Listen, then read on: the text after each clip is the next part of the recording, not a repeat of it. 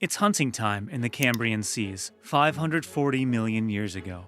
A shadow glides through the warm tropical waters. 5 enormous eyes scan the seafloor below, each one larger than your fist. 2 massive grasping arms unfold like deadly ribbons, reaching out to snare unsuspecting prey. This is Anomalocaris canadensis, and at 60 centimeters long, it's the most terrifying predator on Earth. Dinosaurs won't exist for another 300 million years. T-Rex?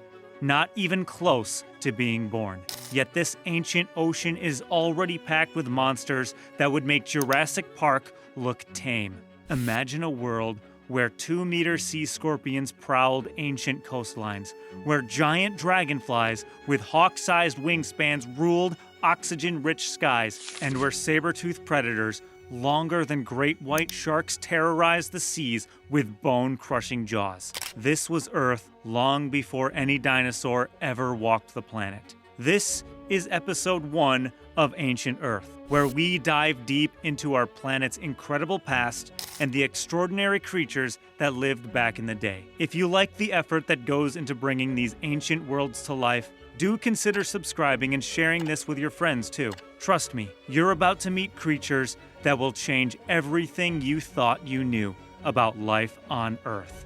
The Cambrian explosion, 541 to 485 million years ago. Our journey begins in the Cambrian seas, warm, tropical waters where carbon dioxide levels were 20 times higher than today. There were no ice caps, no frozen poles. Sea levels towered 200 meters higher than they are now, drowning most of what would become our continents. This was a water world, and it was about to witness the most dramatic evolutionary event in Earth's history, the Cambrian explosion. In just 20 million years, a blink of an eye in geological terms, nature invented nearly every major body plan we see today. But the undisputed ruler of these ancient seas was our hunter from the opening scene, Anomalocaris canadensis. At 60 centimeters long, excluding its grasping arms, this predator dwarfed most modern lobsters. But Anomalocaris wasn't just about size. It was pure evolutionary sophistication. Those disc-shaped structures, eyes, each one 5 centimeters across, larger than a human fist. These were the most complex visual systems ever evolved up to that point, giving Anomalocaris tracking abilities that wouldn't be matched for millions of years. Now here's the twist that stunned scientists. This apex predator couldn't even crack a shell. Anomalocaris was built for speed, not crushing power. It glided through the water like a living torpedo, using those massive front appendages as underwater nets to snare soft-bodied prey in the open ocean. But it wasn't alone in these ancient waters. Scuttling across the seafloor were the trilobites, armed survivors that would outlast almost everything else for the next 270 million years. These weren't just tough. They had crystal lenses in their compound eyes. Actual crystals. They're the only animals in Earth's entire history to evolve this feature, giving them vision so sharp they could spot danger from incredible distances. Life in the Cambrian was a constant game of survival. The seafloor was carpeted with microbial mats, thick, slimy layers of bacteria that fed entire ecosystems. Trilobites spent their days plowing through this living carpet like underwater bulldozers, filtering out nutrients with specialized feeding appendages hidden beneath their shells. Some species were hunters themselves, using their powerful claws to tear apart soft-bodied worms and jellyfish. Meanwhile, bizarre creatures like hallucigenia walked on stilted legs across the seabed, their backs bristling with defensive spines that could impale any predator foolish enough to attack from above. And then there was Opabinia, a 7-centimeter nightmare with 5 eyes and a grasping proboscis tipped with a claw. It hunted like an underwater elephant, using its trunk to pluck victims from crevices in the reef. This was evolution's first arms race. As predators like Anomalocaris developed better hunting tools, prey animals evolved shells, spines, and armor in response. The Cambrian explosion wasn't just about new body plans. It was about the birth of predation itself, and it changed life on Earth forever. But nature was just getting started. As the warm Cambrian seas gave way to the Ordovician period, life was about to get much, much bigger. The Ordovician radiation, 485 to 444 million years ago. As we move into the Ordovician period, Earth's oceans became even warmer and more tropical. Sea levels soared to their highest point yet, creating vast shallow seas that stretched across flooded continents. Marine life tripled in diversity during what scientists call the Great Ordovician Biodiversification Event. This was the age of true sea monsters. The undisputed king of these ancient waters was Anomalocaris, a straight-shelled nautiloid that reached 10 meters in length, longer than a killer whale. This monster was essentially a living battering ram. Its massive conical shell housed powerful tentacles that could crush prey with bone-snapping force. These giants cruised the open ocean like prehistoric submarines, their shells cutting through the water as they searched for anything unlucky enough to cross their path. Megalograptis, a sea scorpion nearly 2 meters long, was the perfect literal predator. It moved through the warm, reef-filled waters like an armored tank, using its massive claws to shatter the shells of trilobites and early fish. Those compound eyes, they tracked every movement in the crystal-clear shadows, making escape nearly impossible. Life during the Ordovician was a delicate balance between abundance and violence. The seafloor boomed with the first major coral reefs. Creating underwater cities teeming with crinoids, sea lilies that swayed in the currents like alien forests. Trilobites had evolved into over 5,000 different species, some as tiny as pills, other as large as dinner plates. But lurking above them all was the cephalopod giants and arthropod predators, turning every day into a fight for survival. Yet this golden age would end in catastrophe when the supercontinent Gondwana drifted over the South Pole. Rapid glaciation locked water into massive ice sheets, dropping sea levels by 100 meters. The warm, shallow seas that had nurtured this explosion of life suddenly drained away. Vast underwater cities became graveyards. The mighty Anomalocaris, rulers of the oceans for millions of years, went extinct. Trilobite diversity crashed from thousands of species to just a handful of survivors. Coral reefs collapsed and vanished. 85% of marine species were wiped out in Earth's first mass extinction. The planet's oceans fell silent. But life has a way of bouncing back, and when it did, it came back stronger than ever. The Silurian recovery, 444 to 419 million years ago. The Silurian world was a planet reborn. Global temperatures soared back to tropical levels. Ice sheets melted away, and rising seas flooded the continents once again. But this time, life came back with a vengeance. And it came back bigger than ever before. The Silurian seas gave birth to the largest arthropods that ever existed, the mighty Euryptids, or sea scorpions. The mighty Eurypterids, or sea scorpions. The apex predator among them was Eurypterus remipes, stretching 2.5 meters from head to tail, longer than most cars and armed like a medieval knight. These weren't just large, they were evolutionary masterpieces that could hunt in both salt and fresh water, switching between ocean depths and river estuaries like amphibious tanks. Their massive paddle-like limbs powered them through the water with surprising speed, while those crushing claws could shatter shells that had evolved to be nearly impenetrable. And those compound eyes? They were surveillance systems that could track prey across vast underwater distances. Life in the Silurian was about territory and dominance. The sea scorpions ruled the waterways like aquatic warlords, patrolling their domains and crushing anything that dared to challenge them.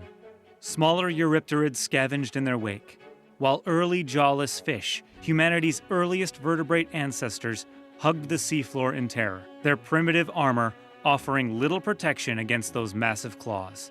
But the most revolutionary change was happening on land. For the first time in Earth's history, the continents were turning green. Tiny Cooksonia, barely 6 centimeters tall, began colonizing the barren shores. These pioneer plants were just the beginning. They were laying the groundwork for forests that would eventually transform the planet's entire atmosphere. The arthropod empire was reaching its peak, but change was coming. Something new was evolving in those warm Silurian waters. Something with jaws. Just like these ancient seas were about to witness the rise of a new apex predator, I'm curious to see what you think of this ancient world so far. If you're enjoying this deep dive into Earth's forgotten monsters, show some love with a like, and let me know in the comments how you're finding the journey through these prehistoric seas. With such kind of videos dropping, make sure you're subscribed and ring the notification bell so you don't miss what comes next. Because what's about to evolve in the Devonian period will make these armored giants look like minnows. The Devonian Age of Fishes, 419 to 359 million years ago. The Devonian world was a planet transformed. Those jaws that had been evolving in the Silurian shadows had now revolutionized life itself. The climate was still warm and tropical, but something fundamental had changed. Vertebrates had learned to bite back. This was the age of fishes, and the seas teemed with an incredible diversity of armored predators, primitive sharks, and bizarre experimental designs. But towering above them all was the ultimate evolutionary weapon, Dunkleosteus terrelli. At 4 meters of pure prehistoric fury, Dunkleosteus was a living guillotine that patrolled the Devonian seas like an underwater tank. Instead of teeth, it had evolved massive bone shears that could slice through anything the ocean could throw at them. Those jaws generated 11,000 pounds of bite force, stronger than T-Rex, stronger than any predator that had ever existed. But here's what made Dunkleosteus truly terrifying: speed. Those bone shears could snap shut in just 20 milliseconds, faster than you can blink. The force created a suction vortex that literally pulled prey into its mouth before they even knew what hit them. Trilobites, early sharks, other placoderms, nothing in the Devonian seas had an answer to this killing machine. Life during this period was a constant battle between hunter and hunted. Schools of primitive fish darted through coral reefs, while massive Dunkleosteus cruised the deeper waters like prehistoric battleships. The seafloor was carpeted with the shells of brachiopods and the remains of creatures that didn't move fast enough. This was evolution's arms race taken to its logical extreme. Yet while these marine monsters battled in the depths, something even more revolutionary was happening in the tidal zones.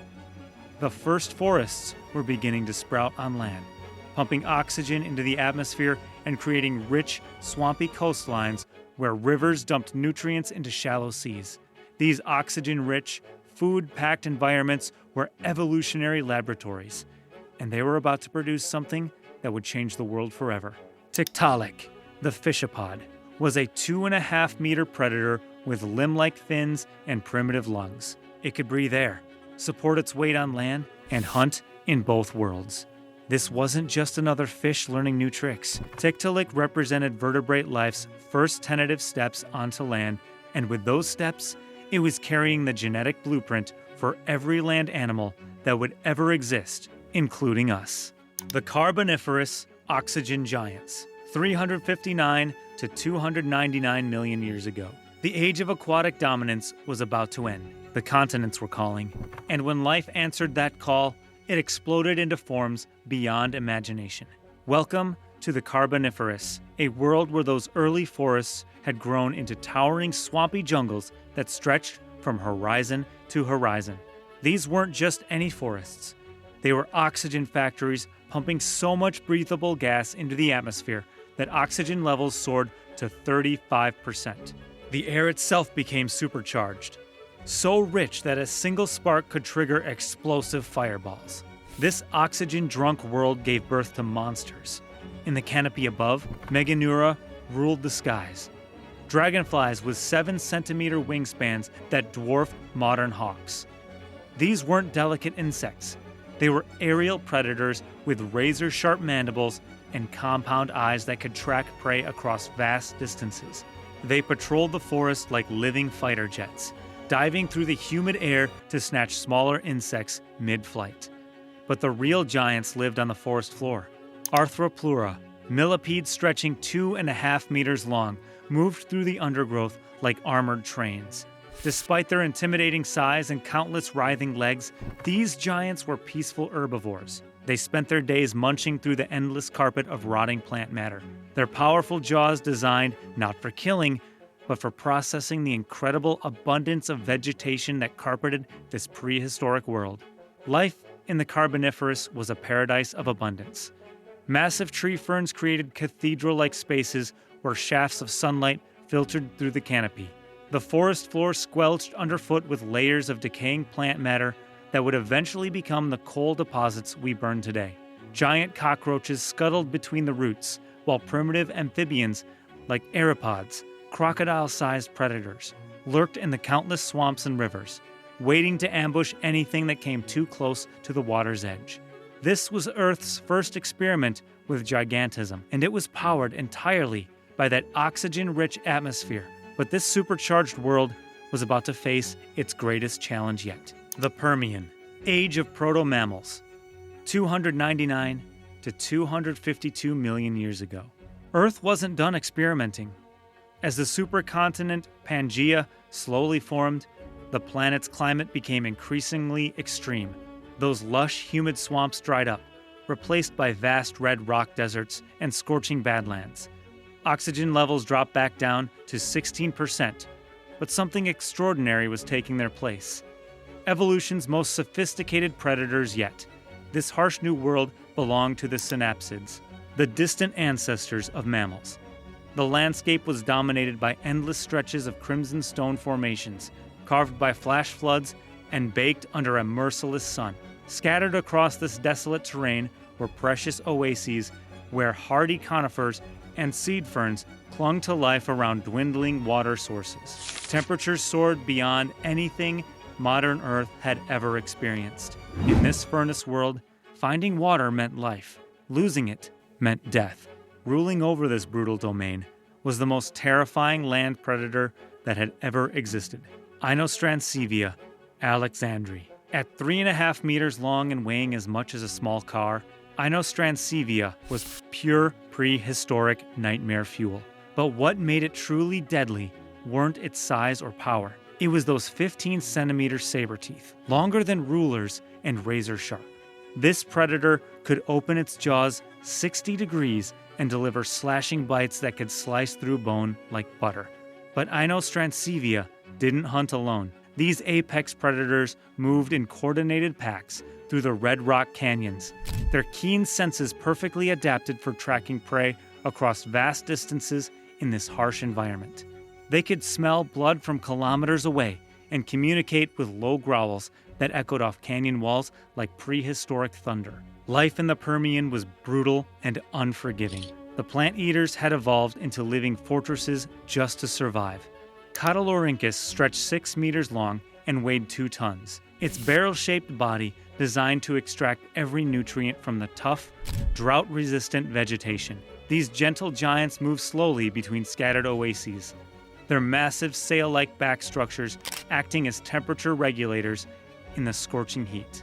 But they lived in constant terror.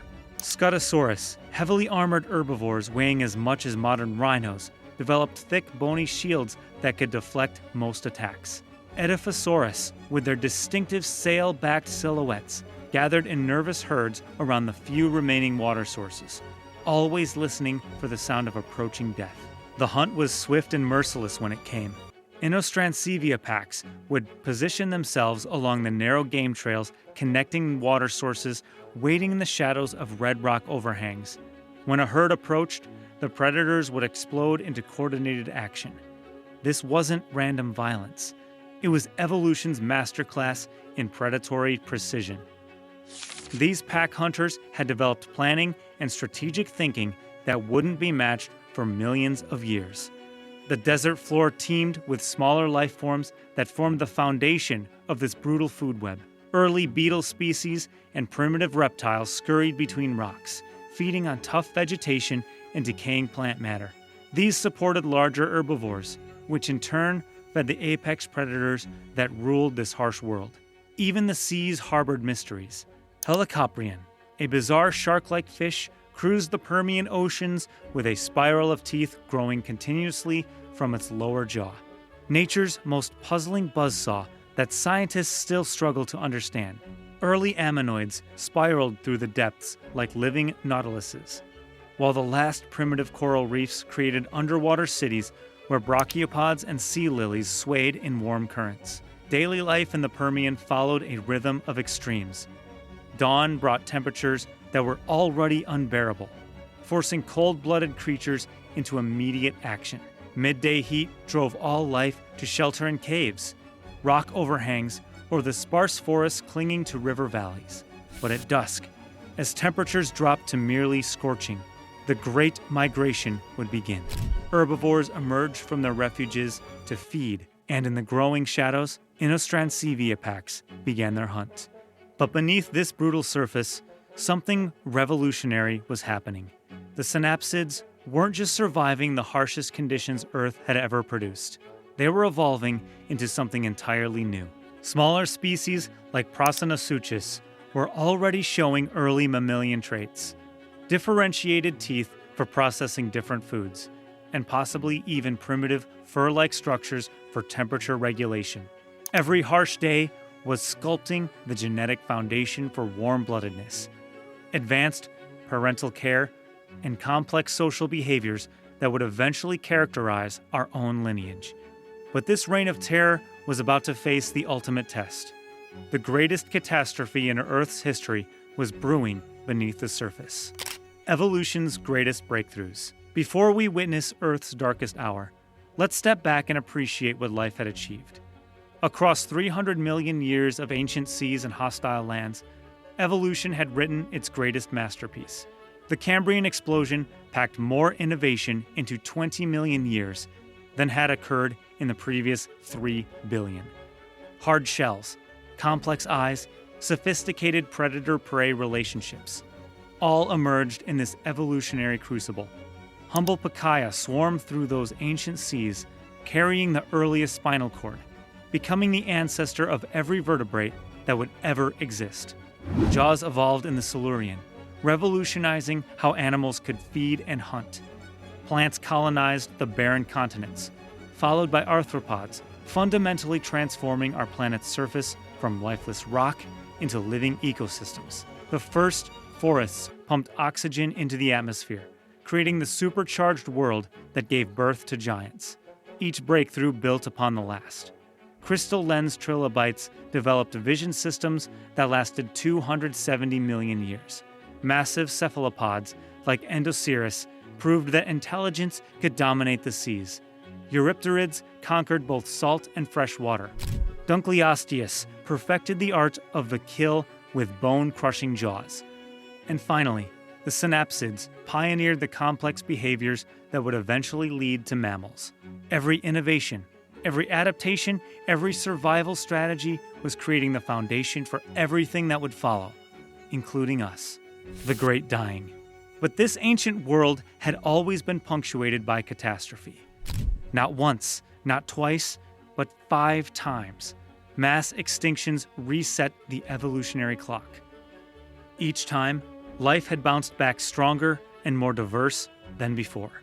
The late Ordovician extinction eliminated 85% of marine species when Gondwana froze the planet. The late Devonian extinctions ended the age of armored fish like Dunkleosteus. But what came next would dwarf them all. 252 million years ago, deep beneath the Siberian landscape, the Earth began to tear itself apart. Massive volcanic systems erupted with unprecedented fury, pumping 100,000 billion tons of carbon dioxide into the atmosphere over 1 million years. This wasn't just volcanism. It was planetary suicide. Global temperatures soared by 10 degrees. The oceans turned acidic. Hydrogen sulfide poisoned the atmosphere. On land, the red deserts of the Permian became furnaces where nothing could survive. In the seas, coral reefs that had thrived for millions of years simply dissolved. 90% of marine species vanished. 96% of life in the oceans was wiped out completely. The mighty Inostrancevia, Those saber-toothed apex predators that had ruled the land went extinct. The bizarre Helicoprion disappeared from the fossil record forever. Trilobites, those armored survivors that had endured for 270 million years, finally met their end. Even the hardy synapsids that had mastered the harshest conditions Earth had ever produced were reduced to a handful of mouse-sized survivors hiding in burrows. When the volcanism finally ended and the smoke cleared, Earth was a tomb. Forests were gone. Reefs were gone. The complex ecosystems that had taken hundreds of millions of years to evolve had been erased in less than 1 million. For 10 million years, coral reefs would not exist on our planet. This was the Great Dying, an extinction so severe it nearly ended complex life entirely. The dawn of a new age. But life, as always, found a way. In the empty world left behind, opportunity beckoned to those few survivors brave enough to seize it. Hidden in burrows and crevices were small archosaurs, the distant relatives of crocodiles and birds. They had survived being small, adaptable, and opportunistic. Now, in a world scrubbed clean of competition, they began to experiment with new ways of living. Some remained small scavengers, content to feed on the few plants that had managed to return. Others grew larger, filling the empty predator niches left by the extinct synapsids. And a few began to evolve in directions that would change the world forever. They developed longer legs for running, stronger jaws for hunting. Some even began to walk upright on their hind limbs, freeing their front limbs for grasping prey. In the warm, humid world of the early Triassic, these archosaur survivors were writing the first chapter of a new evolutionary story. The Great Dying had ended a 300 million year dynasty of bizarre predators, armored giants, and evolutionary experiments. But from the ashes of that devastation, the most successful group of large animals ever to walk our planet was about to emerge. Next time on Ancient Earth, Episode 2, witness the rise of the dinosaurs. From mouse-sized survivors to towering giants that would rule land, sea, and sky for 165 million years. The age of reptiles is about to begin.